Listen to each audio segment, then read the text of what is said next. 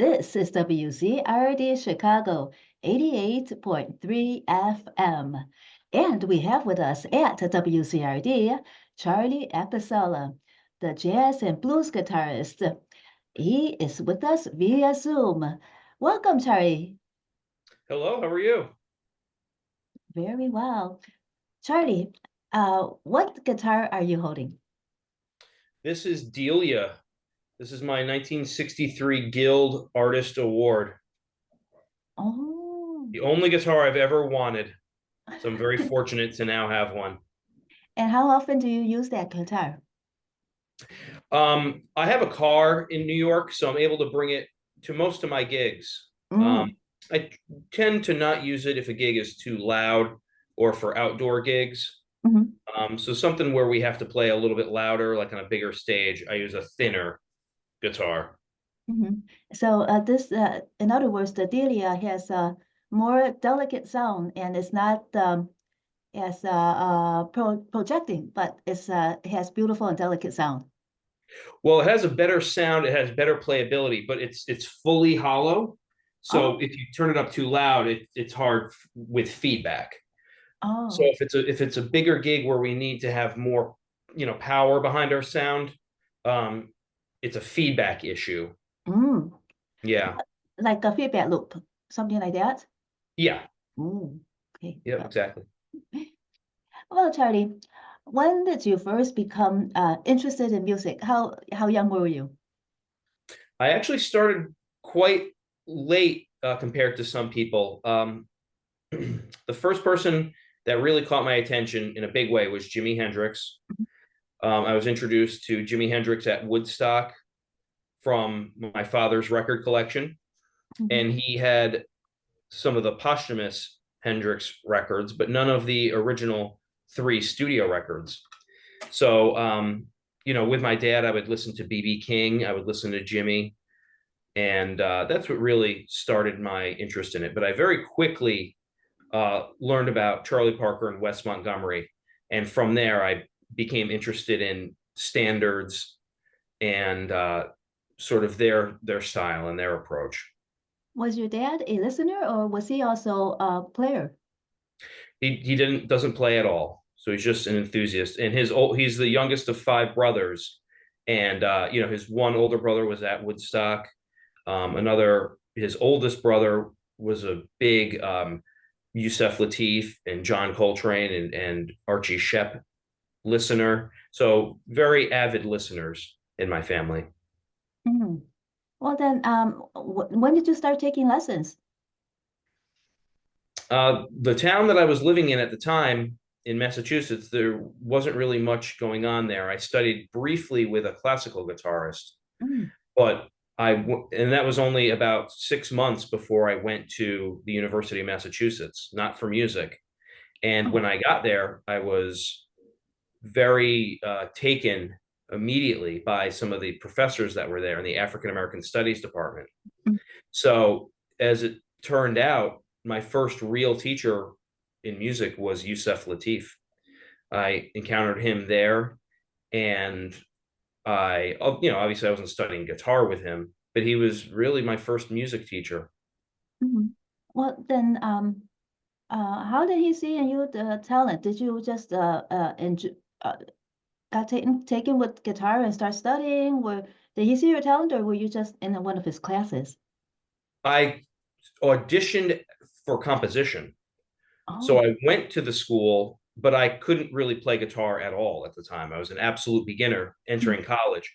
So I would go to a local jam session. I got the real book. I learned by listening to, classic people.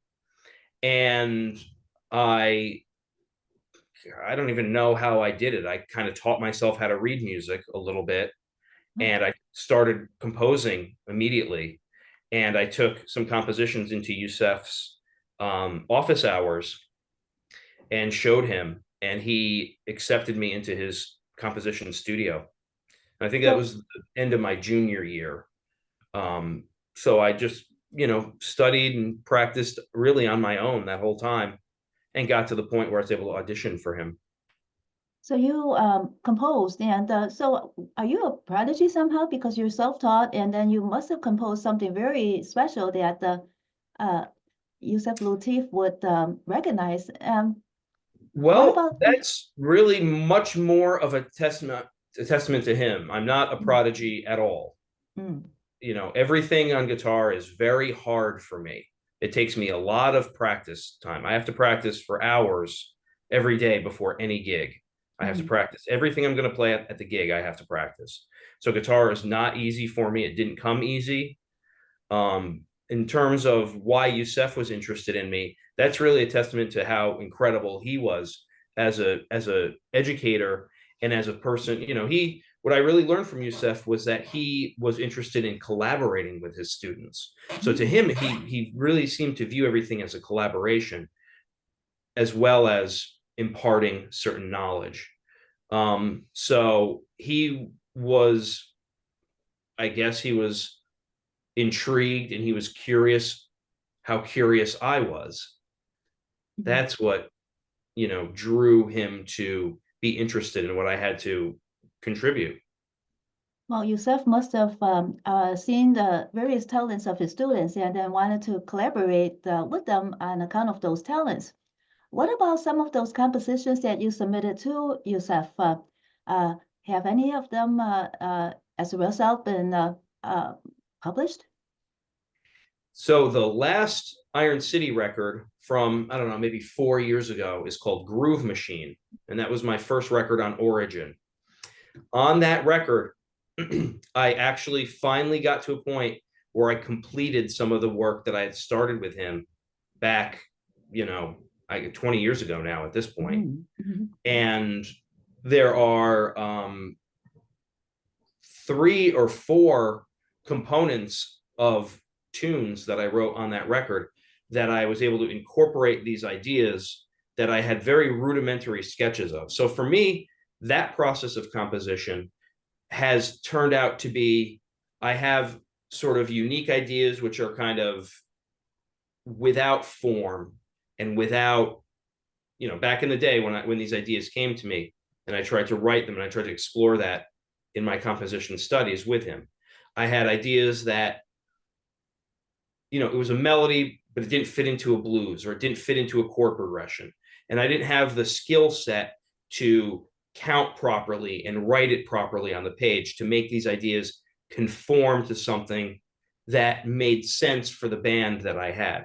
So it's almost as if I had to learn the skill set in order to present my ideas in a hard bop context or in a jazz composition context. So it's been a long process for me to do that, to learn how to do that. And that's really been the only, training in composition. I've had some great training from Dave Stryker.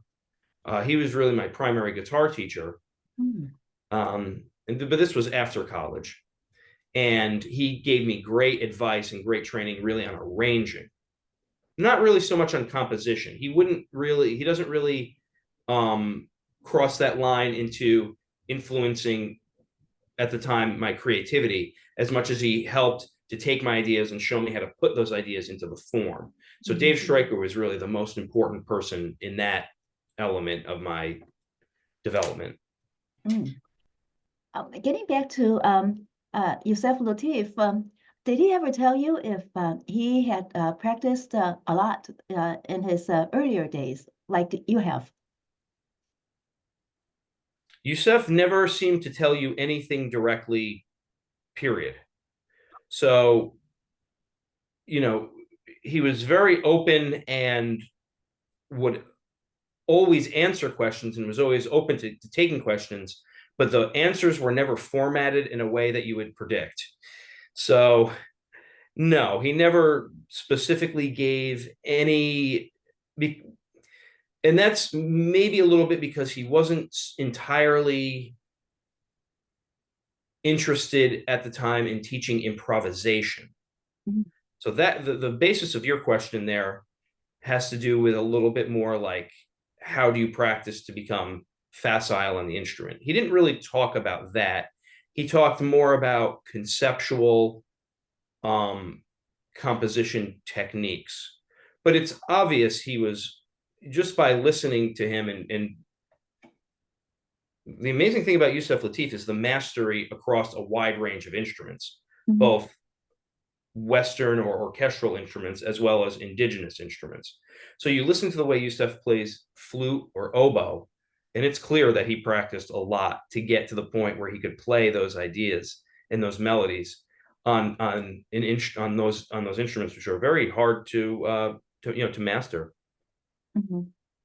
And what about Dave Stryker? How did you meet him? I met Dave when I was at UMass. It was an incredible environment because there was so much that I could do to be close to music without.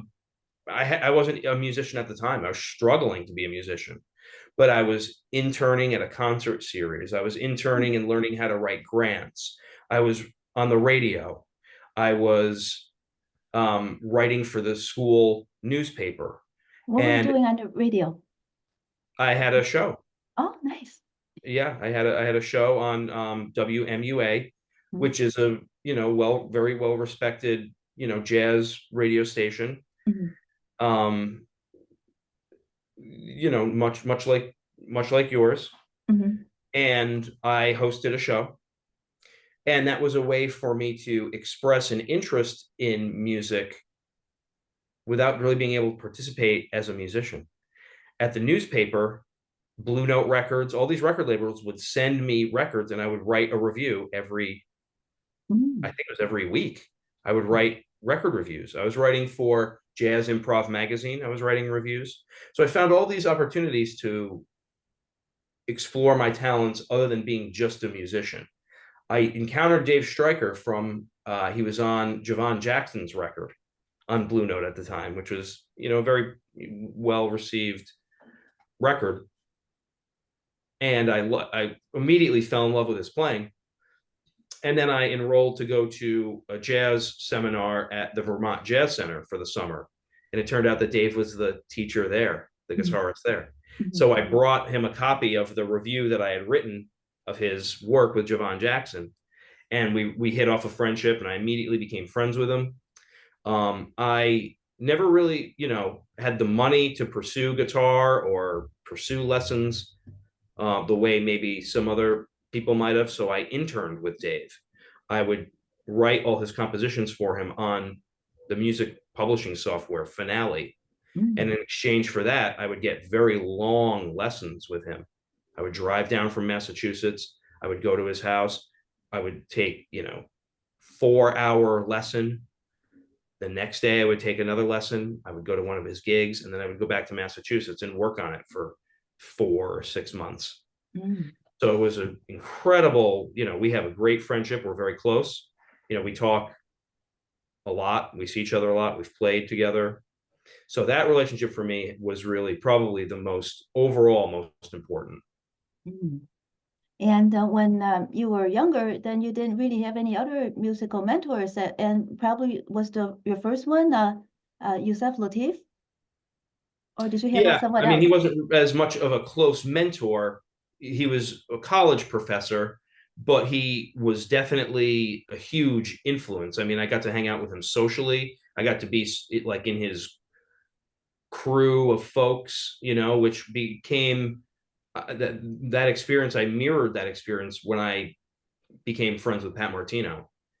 He also had like a similar entourage of people that were always around him, always being helpful to him, always supporting him, always following him, and so that the experience with Yusef Lateef, was so similar to my experience with Pat Martino in that way. Mhm. Let's talk about Pat Martino. How did you meet him and start working with him? Iron City was following him at Chris's Jazz Cafe, which it's almost like being an opening act, but it's like a late night set, right? So Pat would play in Philadelphia every 6 months or so at his home base, and I started doing the late night set, and then I got promoted to following Pat, which was a coveted gig, and he would stay and listen. So we did that several times. I would follow him all over the region. So if he was in New York, I would be at maybe not every night, but I would come a couple nights if he was at Blue Note for 6 nights, or if he was at Birdland or the Iridium. So I would be right there in the front row for multiple shows a week. So he got to recognize me. And then he eventually, I became friends with like the guys in the band and other people he kind of had an entourage with him. So I kind of became like a known person in that circle. And then one night at Blue Note, he gave me his card and he told me to call him to come down and start taking lessons. So he basically recruited me to study with him. How long were you following him before he gave you the card? Well, the first time I ever saw him was right when I started college. Ooh. So I'd seen him in Boston. So I was following him since then. But in terms of like intense, New York City, and whenever he was in Connecticut or Pennsylvania, New York, New Jersey, in terms of really following him, that was probably, I don't know. I started studying with him in 2014. I would go to his house about every 6 months until he retired in 2018. So, for at least 3 years there, I was, closely following every one of his gigs. And It paid off because he recognized me, he trusted me, he being interested in what I was doing, and then interested enough to actually expect me to, invite me to come down to work with him. So when at that time when you were studying with him, were you still composing, or was it in the back of your mind? No, I write all the time. Writing for me is not, it comes kind of naturally.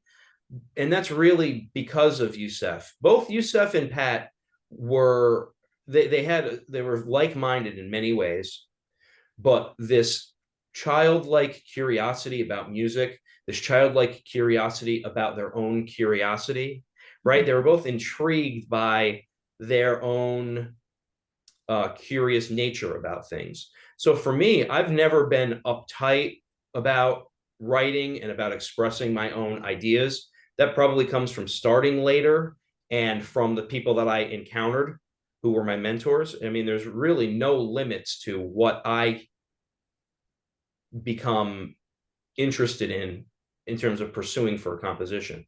And that comes in very handy now with the new endeavor with the Griot Speak, the new band that I'm working with, where I'm writing for people who, that's an interesting situation that I can explain, in greater detail.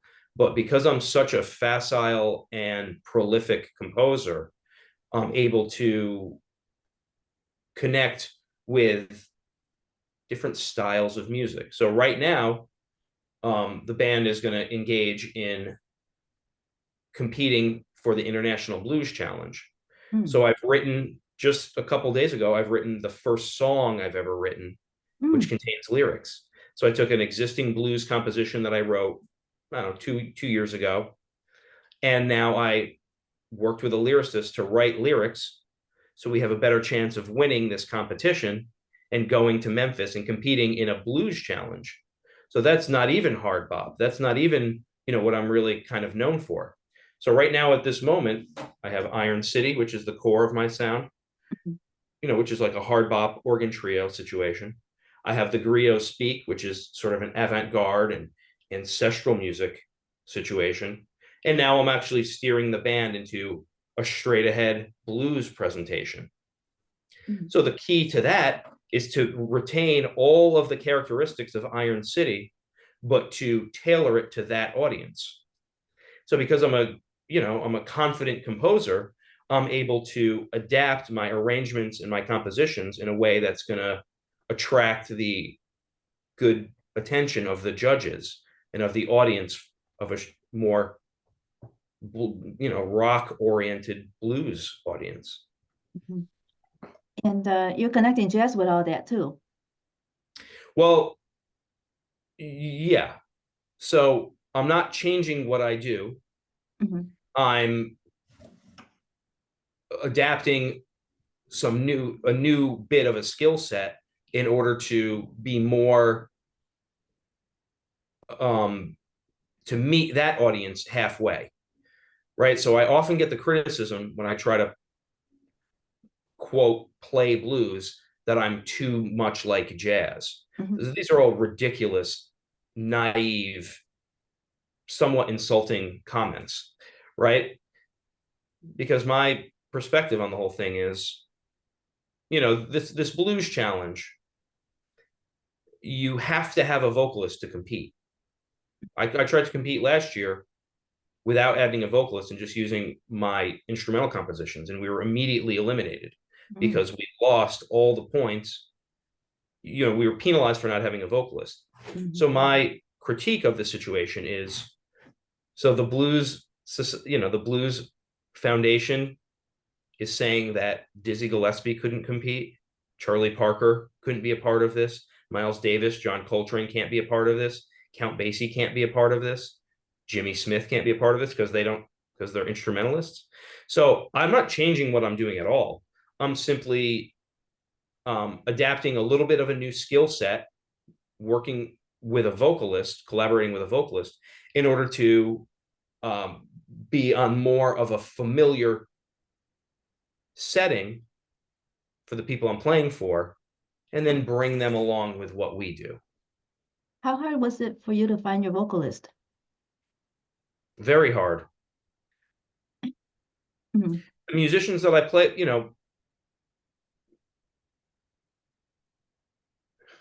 we are, one of the tightest, burningest hard bop rhythm sections in New York. And in order to find a vocalist who is a different genre from us, if you will, somebody who sings more in a blues tradition, but who can step into the situation and excel with the way that jazz musicians operate, like I send them arrangements, they sight read them, you know what I mean? And they play it perfectly. That's different than what most bands, people who like are involved in this sort of battle of the bands do. They rehearse a lot, they come up with different parts, they don't use sheet music. So they operate in they put their thing together differently. Mhm. So it has been very hard to find somebody who wants to compete, wants to go to Memphis, is has an expression that we click, right? But luckily I live in New York, so there's a lot of people here, and there's a lot of people who are hungry to succeed. So Mhm. we're working with someone now named the Fabulous Miss G, Mhm. and she's great, and we're going to go down and we're going to win, and it's going to be fun. Mhm. And when again is the competition? Could our listeners somehow find it and also join in and watch? I don't think any of it is televised. When you get to Memphis in January, they make videos, they make promotional videos and so forth, and they document what happens there. The first round, I'm actually the vice president of education for the North New Jersey Blues Society. Mhm. So that's a whole other element, my education endeavors I have a organization I started called Blues Alive. So that's an additional endeavor that I have with them. So you compete in your local area, and then if you win locally, you get invited to Memphis to compete in an international setting. Mhm. And you'll actually see right here, behind me, we have BB King, you Mhm. know. So I'm really drawing on, even though I'm kind of viewed as a so-called jazz musician, to me, there's only one thing, and it's blues. Everything is blues. Mhm. There's no there are subcategories within that if you want there to be. But if something isn't blues, to me, it's not worth anything. Mhm. So, my background is I met BB King. I hung out with him. I learned a lot from that experience. I saw him front row 3 times.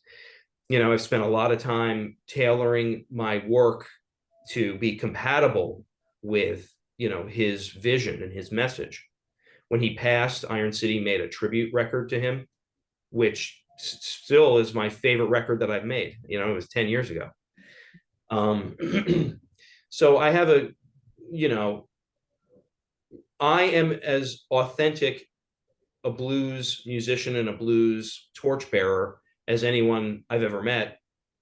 And it's time for me to, like I said, adapt a little bit different skill set, appeal to an audience that isn't the straight ahead New York jazz audience, and to bring the message to a different, group of listeners. Was there any one point where you realized that blues comes first and then jazz is part of blues? I learned it when I was at UMass. I studied African American studies. I didn't go for music. I learned this by listening to what Yusef Lateef had to say, and what Archie Shepp had to say, and what Frederick Tillis, a tremendous composer and saxophonist, had to say. Billy Taylor was one of my teachers at UMass. John Blake, I met over the summer program at UMass. So I learned this specifically by studying African American studies. So reading, Malcolm X, James Baldwin, Amiri Baraka, people who have expression that isn't necessarily music expression, right? But it's all related and it's all connected and it's all really the same thing. So I take that ethos and that reality that I learned, and I've developed an entire curriculum around it that I teach in schools. And I teach it with, so that's, if you're interested in that, you can go to bluesalivenyc.com and you can learn about what we do in New York City schools. I'm going to start teaching and consulting for the Newport Jazz Festival for their education initiative. We're going up there in a couple of weeks to start teaching there. I taught at various private schools. We've put together a presentation, we're submitted for approval at Lincoln Center, at the Kennedy Center, at the August Wilson African American Cultural Center in Pittsburgh. So these are all places that I've made proposals to just in the last couple of weeks. And I'm hoping to collaborate with all these entities to bring my vision and my curriculum and, some of the top, musicians in the world to bring into these institutions to collaborate with these students. Are these collaborations and proposals, are they eligible for grants? Yes. So the short story is that is when you do what I do in a teaching context, you're open up to a completely different set of funding, or it's a different environment than just trying to get gigs and play at festivals, right? It works hand in hand with that. But what we do, is completely different. We don't go and do like, we do coach ensembles, but we coach them with the curriculum that I've written. So what we go is we go into these environments, we go to schools, or we go to an institution and students come to us, and we're essentially social studies teachers who happen to be musicians. So it's not your typical thing where we go to a school, this is what a saxophone looks like, isn't this so interesting? And then we go and play music for them. We don't do that at all. That's a model that I completely reject. I've taken a new model, built it from the ground up, where we go in and we talk about the ancestral tradition of teaching. We talk about call and response. We talk about the oral tradition. We demonstrate it on instruments that I've collected from throughout the world. So it's the key to what we do is the people that I'm working with. It's myself. It's Myra Casales, the wonderful Cuban conga master. It's Avery Sharp, the legendary bassist, and it's Juma Sultan, who is Jimi Hendrix's conga player. Now, Juma and I have put together this, this entity out of our work with our band, The Griots Speak. So it's all about a pan-ancestral, it's about taking a different style of learning that's not really used in today's arts institutions or in schools. And essentially what I do is I curate that experience for these institutions, basically the way I learned, right? I learned through mentorship and apprenticeship. I didn't go to school for music. So I'm taking that which I learned, and I found a way to collaborate with these wonderful older masters and collaborate with students in their own environment. So are the students learning mostly history and social studies, or are they getting introduced to music as well? We use music as a tool to communicate. Mm-hmm. I'm disinterested in teaching students how to play over anything. I don't studying guitar to me I'm not interested in teaching it at all. I have no interest, zero interest in teaching guitar, in teaching jazz standards, in teaching at some jazz camp for the summer. I could not be less interested in that. What I'm interested in is helping students become open to different ways of interacting with the world around them. Now that really comes from my African American studies background.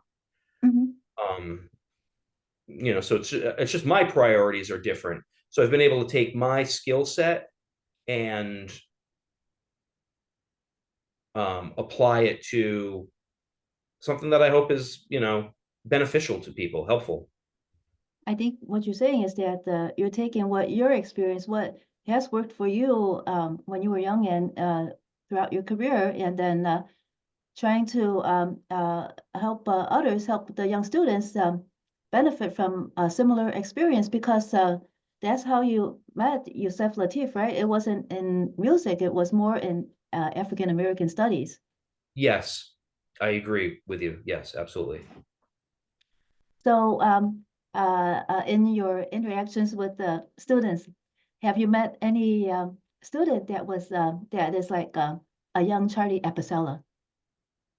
The students that we prefer to encounter, we prefer Juma, Avery Sharp, Myra. We prefer to deal with kindergarten, first grade, second grade, and we prefer to collaborate with special needs students. So their capacity for musical execution does not come into the equation at all. What we're collaborating with them on. So essentially what we do, and you can see videos on the website, but essentially what we're doing is we're introducing them to instruments from South Asia, from Africa, and from the Caribbean. We're introducing them to these instruments because those are, there's significant populations of those people here in New York. So I extracted, some of the things that I learned from Archie Shepp in the classroom, for example, and I applied it to how can I illustrate this to students who come from South Asia, right? That was sort of like the question that I posed to myself. So I went and I found people who import instruments from Tibet and Nepal. I have a bunch here. So for example, I use, the Tibetan singing bowls. I use bells and shakers and things that I get from Nepal and Tibet specifically. This line of thinking came to me because I received this drum from Yusef Lateef. He brought this back from Pakistan. So Yusef's wife, Aisha, a couple of years ago, gave me this drum. And it took me months to even figure out what this drum was. It turns out it's a Himalayan folk instrument. It's a Nepali, it's called a madal drum. What is it made of? I wanted to learn how to deal with this drum. So I tried to focus all of my work as a percussionist on Nepali and Tibetan and Himalayan folk instruments. So that, again, it was something that came out of my own personal experience. And it was an experience that I was drawn to from Yusef Lateef, 10 years after he passed, even. I learned this lesson from him. So it's really quite an amazing journey that I've been on, collaborating with Juma and Avery Sharp to bring this program to life. And how receptive are the students? Are these students also part of the New York public schools, some of them? Well, yes, one of my biggest client right now is New York City Public Schools. Great, great. And what do they come away with? Do you have any feedback from your students or even from their parents and the community? I put some testimonials on the website. I have principals chasing me down the hall, begging me to come back. We have teachers crying. We have students, this is such a unique and different experience. And it all draws back to putting the human element first. When you walk into a classroom of young people who aren't, just a second grade classroom, we go into their classroom. We go in, Juma Sultan played Star Spangled Banner with Jimi Hendrix at Woodstock, right? You're talking about the absolute pinnacle of American culture, right? Walks into the room. These people the young people don't know who he is, but you're around somebody like that for 1 second and there's something special. So really what's fascinating about this is, and you'll see the videos, you'll see Avery Sharp on the website collaborating with the students. You'll see Juma collaborating with the students. So what, these elders, these griots, they don't want to do assemblies, right? We don't do assemblies in schools. We do in the classroom. They want to interact with the students right one-on-one. It's incredible. So the reaction and the benefit that we're sharing with the students is that we're elevating their voices, we're turning them into musicians, we're turning them into collaborators with us, and they have no musical background whatsoever. And it takes a very special educator, a very special person, to be curious about a novice, about their musical ability, right? And this is really something that Yusef demonstrated to me. Yusef was completely without any bias. He seemed to not view somebody who was a great virtuoso any differently than he viewed someone who was an absolute beginner. And that's what it is I'm bringing to it. That's what I'm trying to highlight and illustrate, is that these students that we collaborate with, I say we collaborate with them because we perform with them. We talk a little bit in the classroom. We have a little bit of a conversation. We introduce them to the elders, to the griots, and then we start playing these instruments with them. And, teachers have noted that there's certain students who are alivened and awakened in ways that they have never seen the student awake before. That's incredibly rewarding. It has totally transformed my worldview. It's been a lot of fun, and it's been very fulfilling and very rewarding. And we intend to push ahead. When you finish that session, that whole class, are there any students that or their parents that want to follow up and continue more about what you're teaching them? Well, you're not really, there's no ability to connect with students on an individual basis when you're a consultant for New York City schools. Got it. So I presented some materials that I gave to the teachers and I gave to the principals. And I said, you can have some of these materials that I wrote and you can distribute them, right? So I basically made some materials that are not my intellectual property that I allowed to be used in the classroom after we're gone. Mhm. But no, there's no ability for them to connect with us in a personal way. Mm. Okay. So there's no way for you to know if the inspiration that you gave them might have led to some student actually doing more than just taking that class. It might have inspired them, enlightened them in some way that they'll be doing some other work that's notable. Well, I always, we've often fantasized, what is it going to be like? The important thing is that we're going in and we're transforming their classroom, Mhm. right? We're taking this environment that they're used to every day and we're making it, they're never going to forget that day. Mhm. And then someday when they realize who it was that was visiting them that day, Mhm. it's going to be a pretty incredible, if they're so inclined to learn about Woodstock, to learn about Jimi Hendrix, to learn about, the person that was in the classroom with them. It's a completely different experience and a completely different model of doing this than I've been engaged in the past, where we're actually going into their classroom. We're meeting the students exactly where they are, because that's the best way to amplify and highlight their voices rather than us being on a stage telling them something. We're Mhm. going in the classroom, standing in the same room that they stand in all day, and Mhm. we're this it's hard work. It's hard work. It takes a lot of elbow grease. It takes a very special educator and a special griot, a special elder to do it this way. Um, So you just the griots just visit them one day, right? Just one day. And how long is that session? we do a class period. Okay, which is about an hour and a half, or not No, even like that. 40 minutes. Oh, that's very little.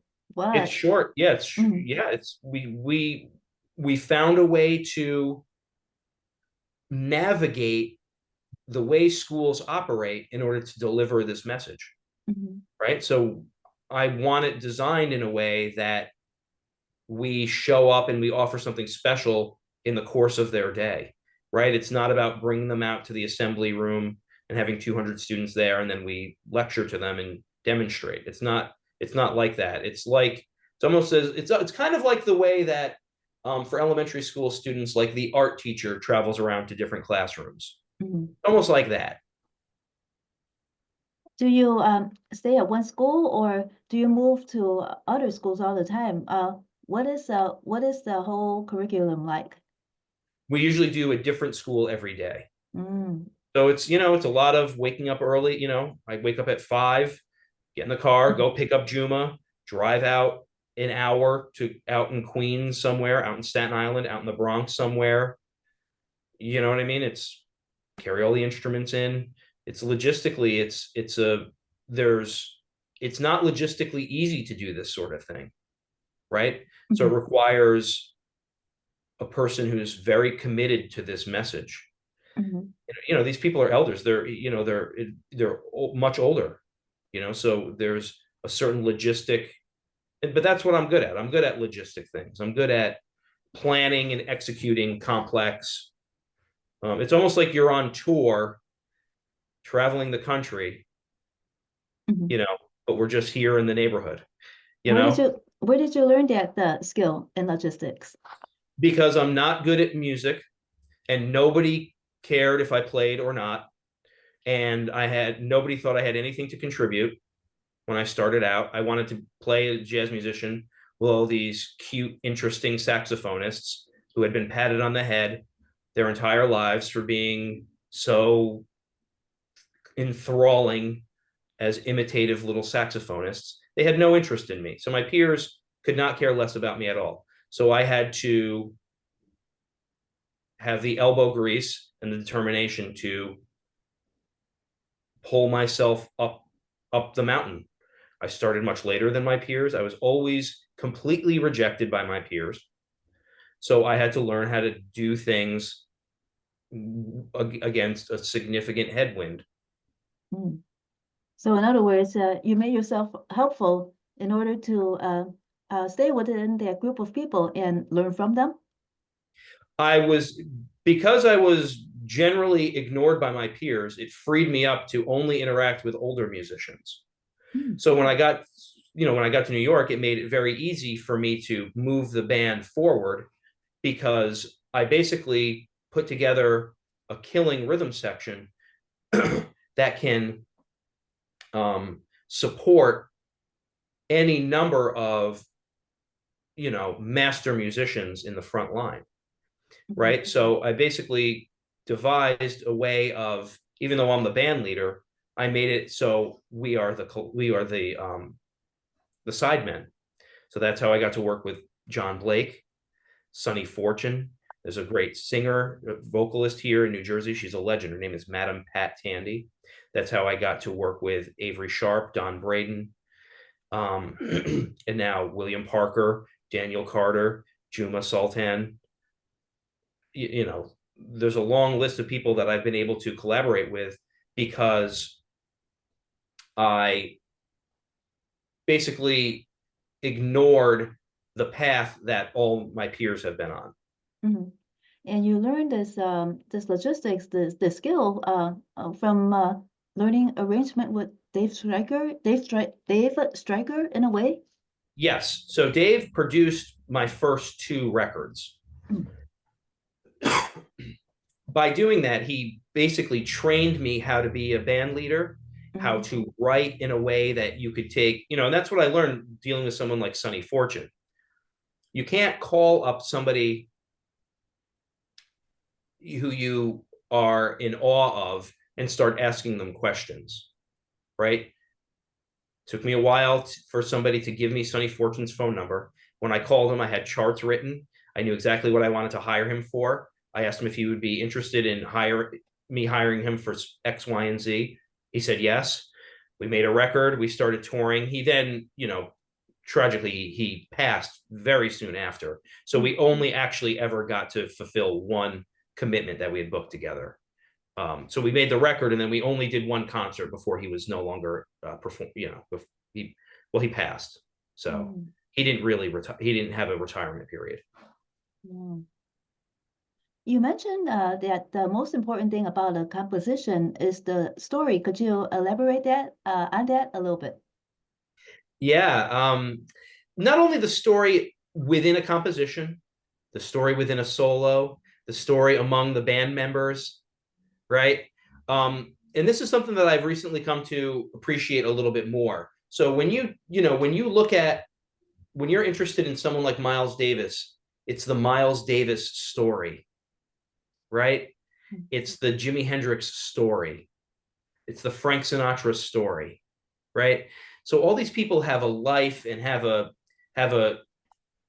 a cloud of intriguing, fascinating life around them, that you're just drawn into. And so good storytelling is the key. When you listen to Wes Montgomery's solos, he's a fantastic storyteller. He has the most easily digestible solo to listen to. Miles Davis, is able to develop ideas and cadence and resolve their ideas after a very long period, right? These are very long stories. Pat Martino is another one who, on the guitar, every one of his solos is a complete story. So this is, and I've heard Wes say a few things about it, but Wes is really, if you want to really hear exactly what I'm talking about, you would listen to his solo on Aerogen from the Incredible Jazz Guitar.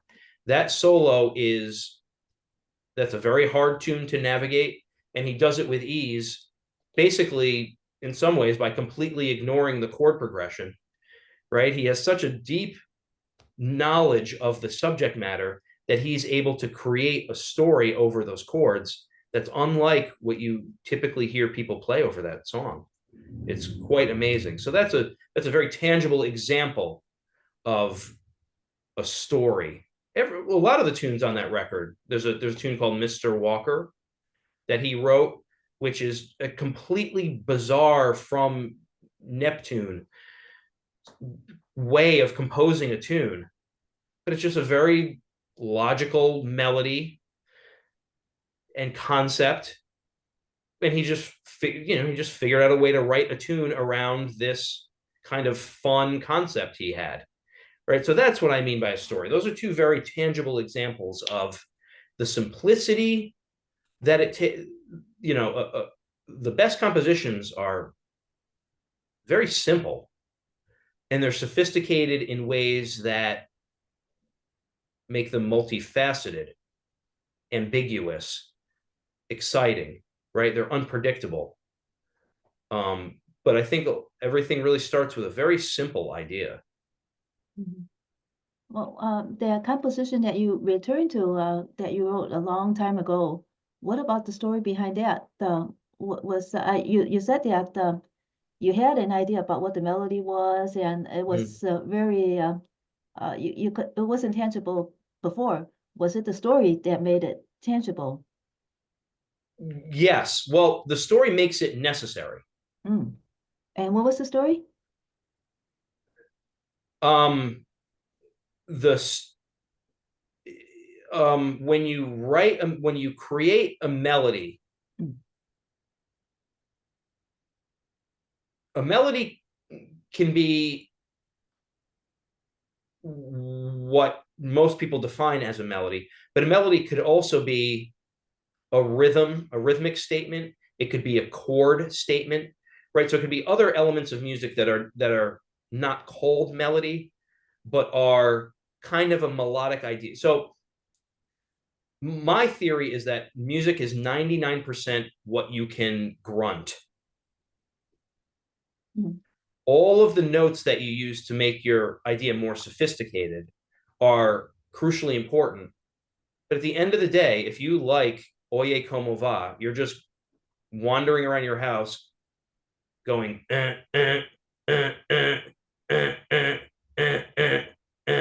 right? That's all that every song can just be. Jimi Hendrix was great at that, right? Voodoo Child.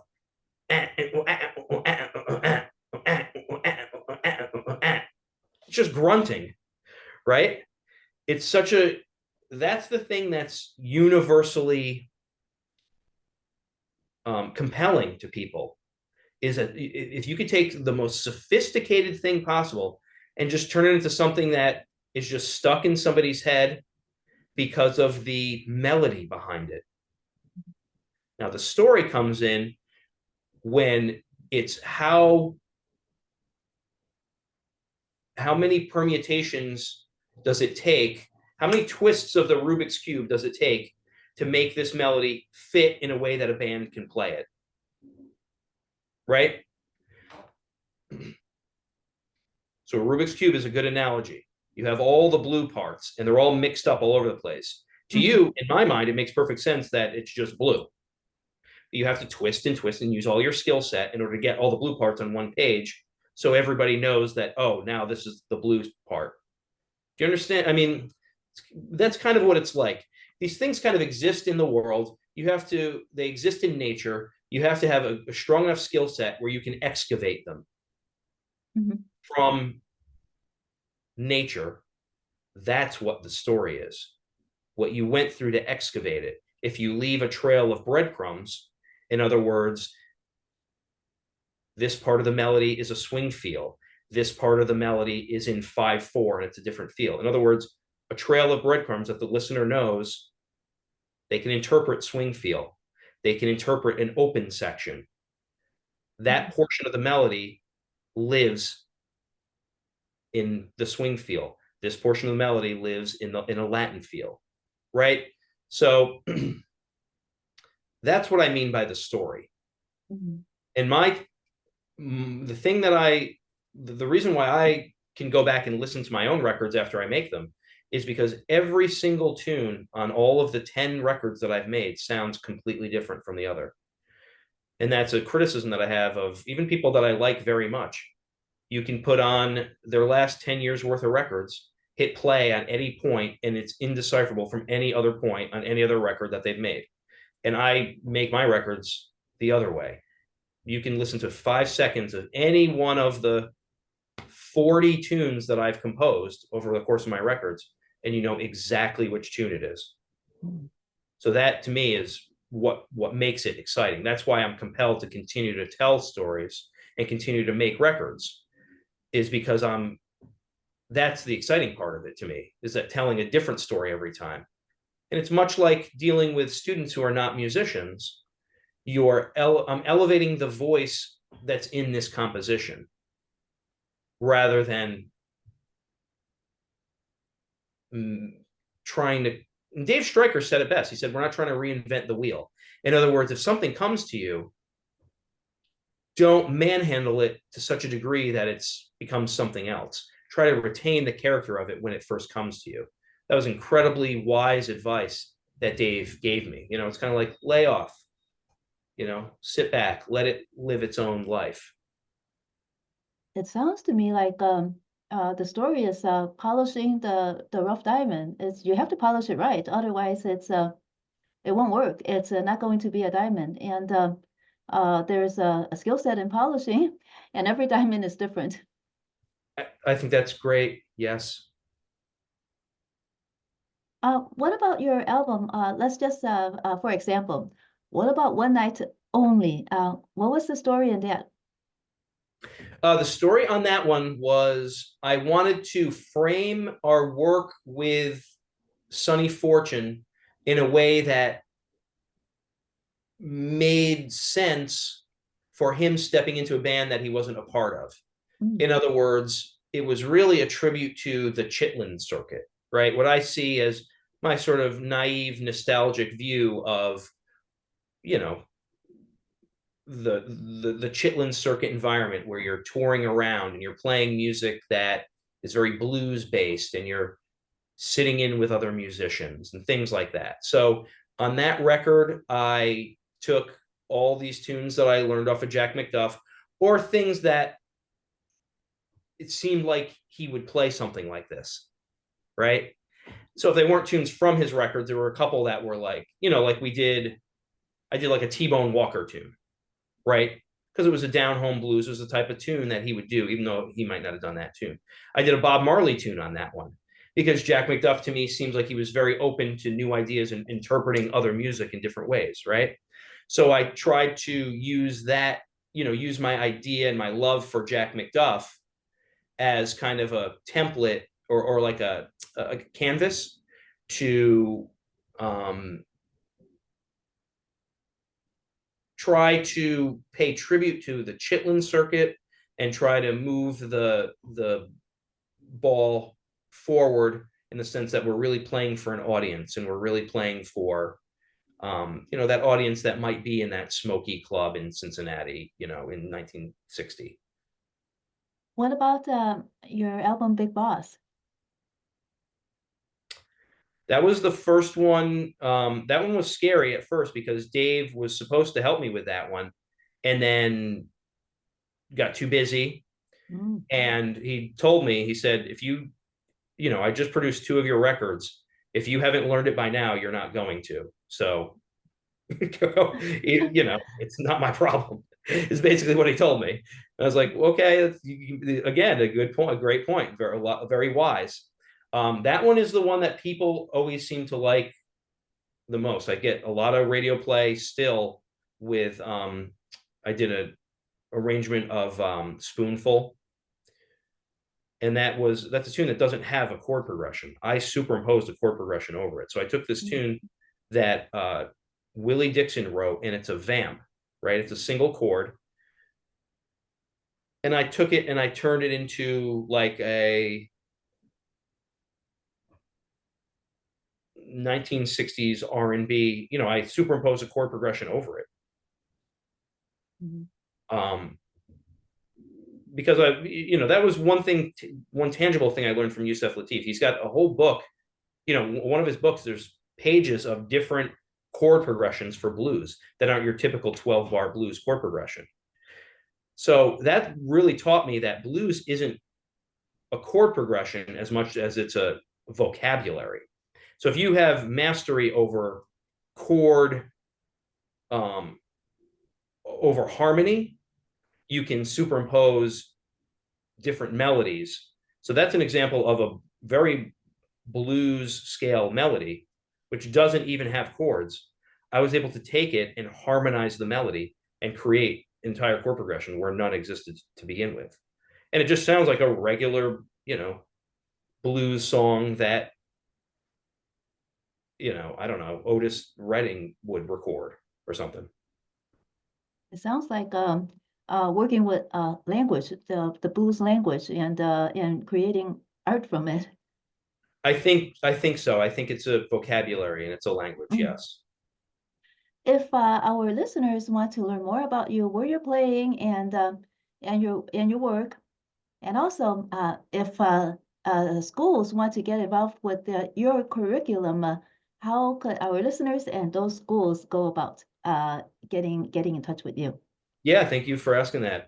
So if you're interested in Blues Alive, it's bluesalivenyc.com. There's a form you can fill out there, and then we'll set up a consultation. We'll meet with the institutions. Does it cost anything for the institution? Yes, it's very expensive. That's why my main client is New York City schools. It's very cost prohibitive because Well, and the New York City schools, how widely do they spread you around to their schools? Do you have any idea about the percentage of schools that you're able to visit of the New York City schools? this is a very complex conversation. It has to do with the number. It has to do with principals' budgets and the number of students in a building, the number of students in a district. It's a very complicated situation. A lot of things in New York City have to do with crunching numbers in terms of how many students are you visiting with this dollar amount. Can it be paid for out of this account, or can it be paid for out of this account? So the New York City situation is incredibly complicated. I spent several years reverse engineering how to do it, but I do have a partner organization called Inside Broadway who handles all that for me. So I've basically been able to simplify, and we're just teaching artists for Inside Broadway. But I do know how to do all that stuff. I've written proposals for New York City. I don't want to get into all that, but yes, it's an incredibly complicated process. But that's why. It's because there's so much money involved, right? So this program, it can't really. If somebody calls me and I'll put the word out there. If you're a community arts organization, and you want to collaborate, we will find a way to help you. But the program is very expensive. And it's really, there's elements of the program that's tailored for large institutions and residencies and things like that. But if somebody wants us to come, we'll figure it out. Yes. Yeah. Yes. And everything is in New York is expensive, and your program is such a valuable resource for the students. Thank you. Yeah, well, there's so many regulations because there's a lot of money involved, and there's a lot of, New York City schools, it's quite an incredible, it's like, it's quite an institution. I mean, as you can imagine, it's the biggest school district in the country.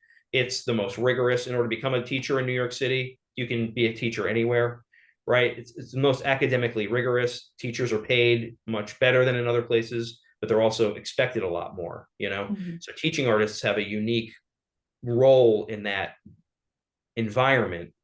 And I've learned how to do all this stuff. I've read, I got all the documentation from this, it's a very complicated process, but I reverse engineered how to do it. So I'm compatible and I'm attractive to New York City schools as a consultant and as a collaborator and as a teaching artist. And if our listeners want to learn more about what you're doing and where you will be, and by the way, since you're so busy with this curriculum, you still have time to perform, right? Yes. Yep. So I just, I didn't get home till, almost, I didn't get to bed till 3 a.m. last night. We Oh, play at Arthur's Tavern in the West Village on the last Sunday of the month. That's a relationship that I've had since they reopened during COVID. So I've been there for 2 years now. I'm at Blue Note. I play the Sunday morning series at Blue Note once a year. We have a residency in New Jersey in Red Bank at Triumph. So we're there on the first Saturday of every month. I have a restaurant in Brooklyn that I'm the music director for. So Fridays and Saturdays, we play at Il Porto, which is a nice neighborhood place that has a jazz series. And then the next phase, I'm rolling out this, provided we get invited to Memphis, I plan on, preparing now to get bookings on like blues festivals mhm. next. That's the next thing that I have kind of in my sights. And what is your website? And finally, the last question is your inspiration for Iron City. Well, the website is ironcity.nyc. Mm-hmm. Okay. We have our second record with Agrio Speak is going to be out. I think he said, I think he's putting it out in August. So we have that. We're going to have a live in NYC record next year, which is Iron City Trio featuring Juma on congas, and that record is going to blow the doors off. It's awesome. And that's a live bootleg recording we had from last summer at a concert we did in New York. Iron City is a name that I took from my top influence, which is Grant Green. He had a wonderful record called Iron City. I started learning some of the tunes off the record, and we had a gig, but I didn't have anything to put in the newspaper. So because the organist I was working with at the time and I liked this record, Iron City, I just said, that kind of sounds like a band name. We put that in the newspaper to advertise our concert in Massachusetts, and I just left it. It Mm-hmm. makes sense, iron is like a firm foundation, and that's really what we do. We're a very firm, solid, burning rhythm section. And then you kind of build the city on top of that. The community is built on the solid foundation. Thank you so much, Charlie Apicella, for joining us on WZRD Chicago 88.3 FM. And good luck to you, and just continue what you're doing. You're fabulous. I appreciate talking to you. It was a lot of fun. Thank you. Thank you.